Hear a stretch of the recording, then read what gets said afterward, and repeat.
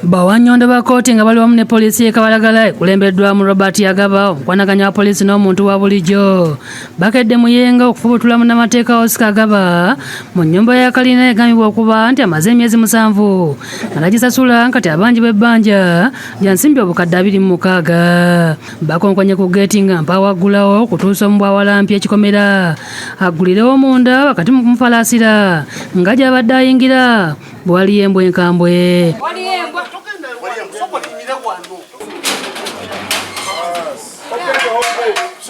Ono aguddewo era bonna ne bayingira mu kikomera.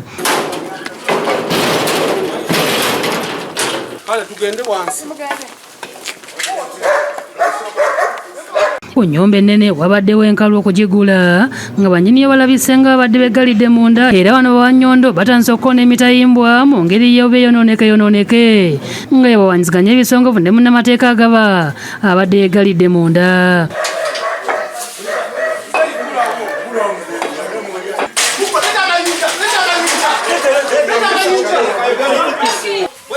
Do you know what you are doing? Look at yourself. Do you know what you are doing? Okay,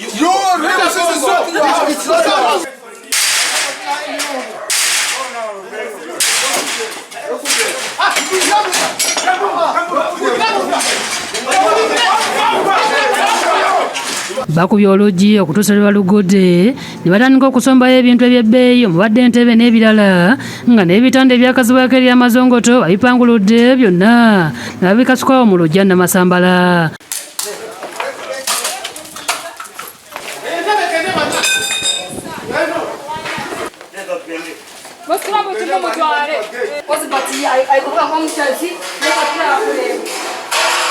Bawannyondo bano babadde bakambwe era oluyingidde ne bavumbagatira munnamateeka ne bamufulumya bweru ku kifuba.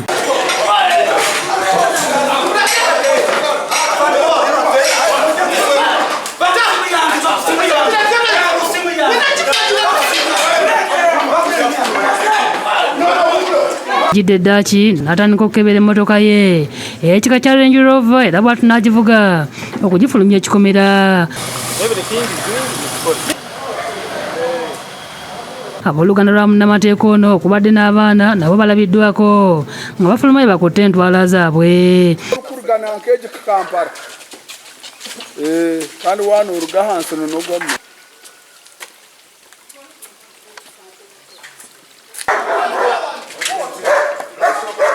Embwa za munnamateeka ezikuuma bakira ziwulira obusungu nga bwe zibagulira mu kayumba so nga zo embwa ez'omu nnyumba 2 zirabise ng'ezitamatidde n'ebikoleddwa era nga ziringa ezikukkulumira bazikasuse ebweru mu bisubi bwe zibadde zitudde nga zeetegereza embeera.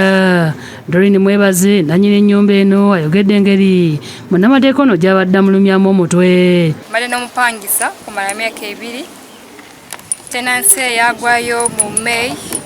Twamuwa notice of termination in December. That was a 6 months notice.